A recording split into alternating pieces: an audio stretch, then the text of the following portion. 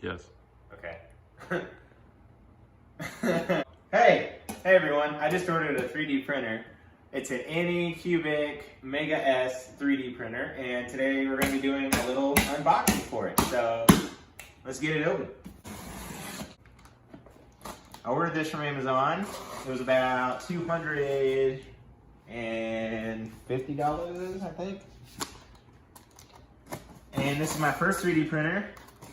I just, if I can figure out how to open a box right, I'll formulate a sentence. So, I just got into 3D printing. I feel like it would be a good hobby, and a lot of things I do in everyday life could be supplemented with 3D printing.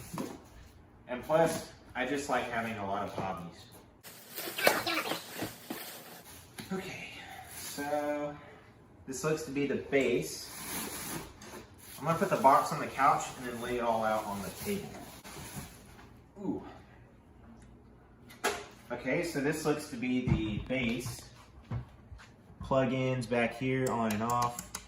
So this must be the base where you lay your foundation down. And then right here seems to be where you have your touch screen. I think it's touch screen. I believe it was advertised as touch screen. And then I guess you have your computer hookups and everything on the side right here. A giant SD card reader. I think it's an SD card. Let's see, what else do we have? An SD card. That must be your free PLA that they send with you, your free little roll. That's not really a big roll, but it'll get me started for like my first experimental print. PLA white 3D filament. Tells you the print temp, which is 200 to 230 Celsius. I don't really go by Celsius, but whatever. This little chip thing right here, computer chip, I don't really know what it's for, but when I start to read the instructions, I will elaborate on it. Very nice. Paint scraper. I don't even know what this is. You got the power cord right here. Instructions. I might need a bigger table. Looks like some tools, some snippers, some screws, some Allen wrenches, which is very handy for assembling. Looks to be the cable that connects to the computer, possibly, a blue cable. I don't even know what this is. A tiny blue, or not a blue, but a tiny little needle looking thing with a spring on it. Looks to be some support brackets. SD card, it doesn't really say a size on it. Okay, 4 gigabytes. After sales service card, so if you need to reach out for any questions, just scan those QR codes and you'll be good to go. Oh, tiny screws, tiny boys. And then we have, looks to be I don't even know what this is. Oh, looks to be a flash drive. So I believe this is what you'll put your files on, or be able to, okay. So you have a little side slot right here, so you can slide your SD card into that, plug it into your computer or into this. I don't even, okay, so it looks like the SD card. Okay, so what I'm thinking is you put the SD card here, put it in your computer, put the 3D print files on there, and then plug it in and hit print. That's what I'm gathering from it. I believe that's how it transmits the data from the computer to the printer. I could be wrong though, so don't quote me there. This paper can be used for leveling. I know this is pretty important, so we're gonna hold on to this. So this stuff looks legit. I'm kind of scared to move around and, I don't know, break it or something? I don't really know. I'm like at a loss of words on how to, okay, so Anycubic's on top, so I'm gonna presume that it goes like this and goes down perhaps, or maybe from the back. Oh, it probably stands up. And I think that's it. Yep, that's everything in the box. I shouldn't even try to attempt this, but I think it's supposed to go like this. But where does it mount?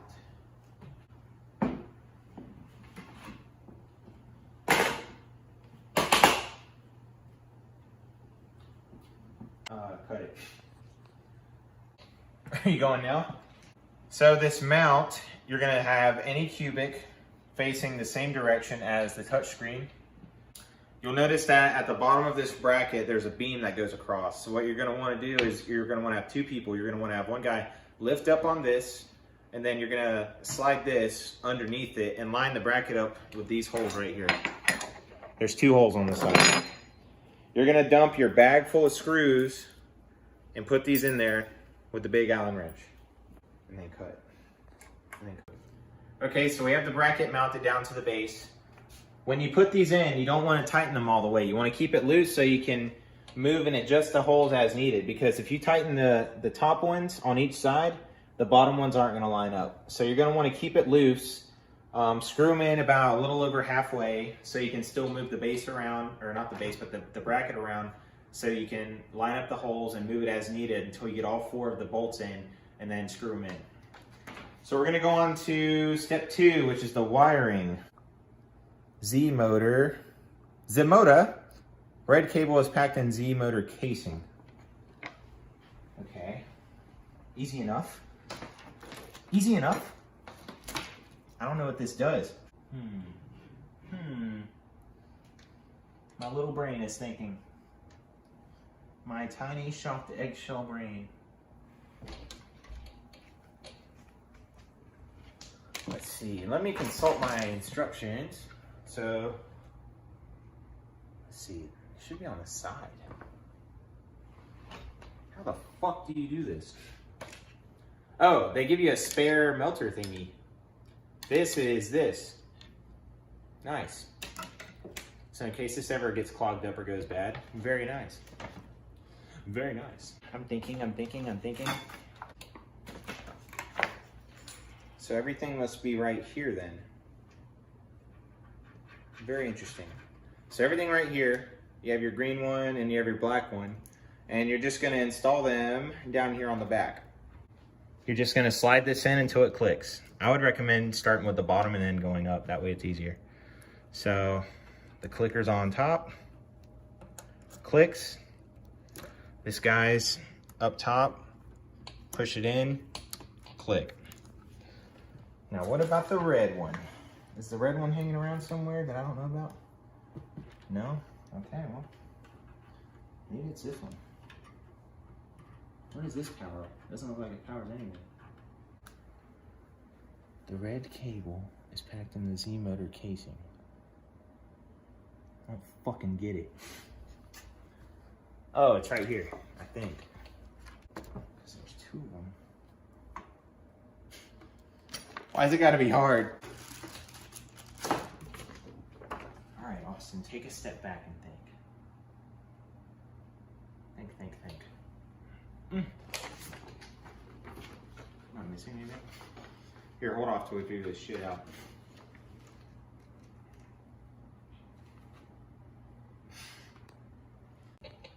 All right, so I found it. So it's tucked away in here. All you gotta do is simply just pull her on out, and there you go, she's ready to go. Plug it in until it snaps. Try not to force it so you don't mess anything up. Push it in by the sides. I don't want to damage it. There we go. All right. We're back on level ground. This thing's got a little bit of weight to it. It's about 24 pounds from what I read. On to the next. This is in Asian. I don't read or speak it, surprisingly. Platform leveling. Select the mode first according to your local voltage ratings. This switch is at the bottom of the base. Switch to your local voltage ratings for plug-in. All right, so now we're gonna plug it in and power it on. I think we're gonna have to move the cable.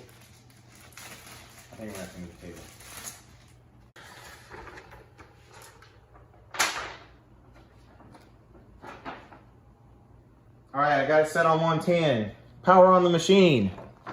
All right.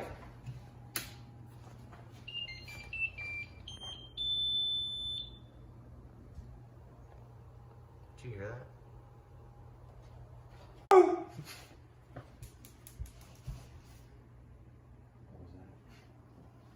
that? Okay, we're gonna do setup. Ah, it is touchscreen, I was correct. English. Nope. I hit settings. I don't see home. Where's home at? Setup. I don't see a home anywhere. So, click tools. All right, now I see home. Home Z. This is for...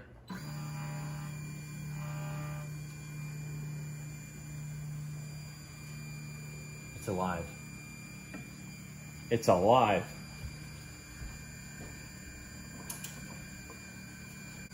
So I guess that means your Z axis.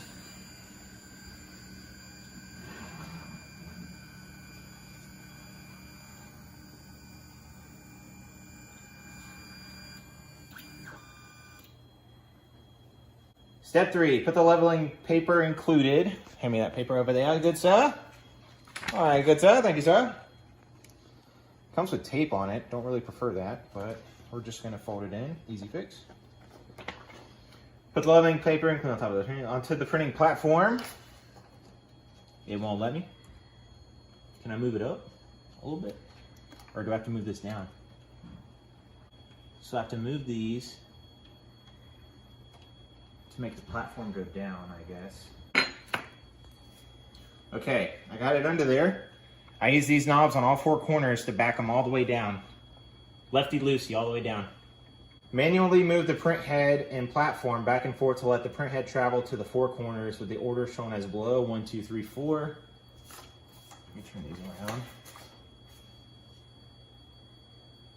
When the nozzle is above the corner 1, manually adjust, tighten, loose, corresponding nut underneath the print platform. Adjust the different distance between nozzle and print platform to about the thickness of a piece of paper. Okay, so what else do I do to start it? Manually move it.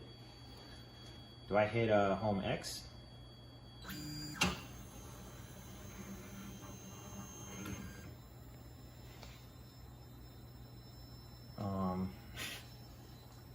What the hell? Manually move the print head. What the fuck? Closest to the plus Z. Press it 10 times. 0.1? No, the 10. Not the 0.1 or the 1.0, yep. 1, 10 times to raise it all 2, 3, 4, 5, 6, 7, 8, 9, 10. Well. 4.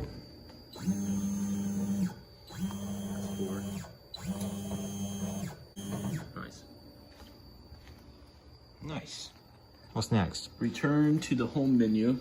Home. Click Tools.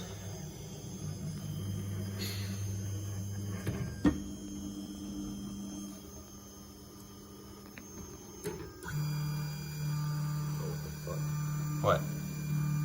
He's supposed to stay up. It's not letting me.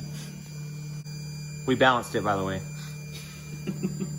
Once you've loosened these bolts right here and you slid your spool on and then you tightened it, you're gonna insert your PLA on there.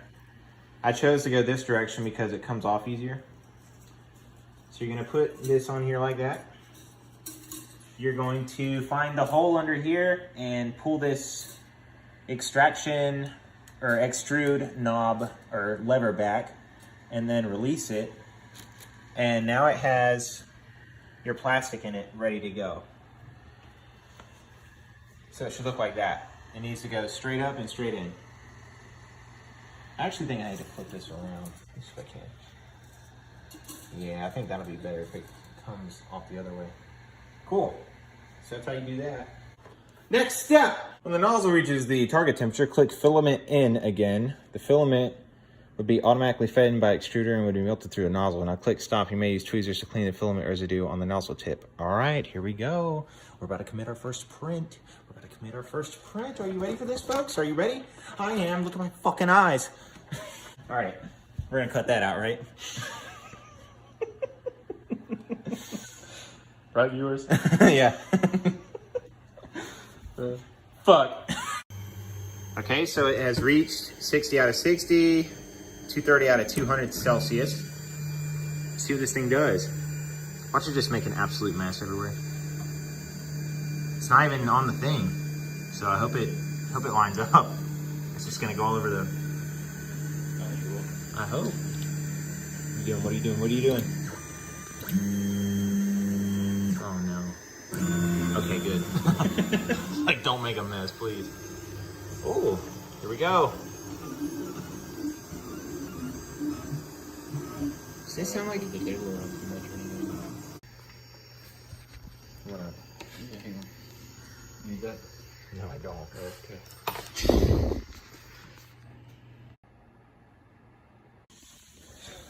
Okay, the owls are done. Here's the finished product. I don't even know how you, oh, I guess you snap them off.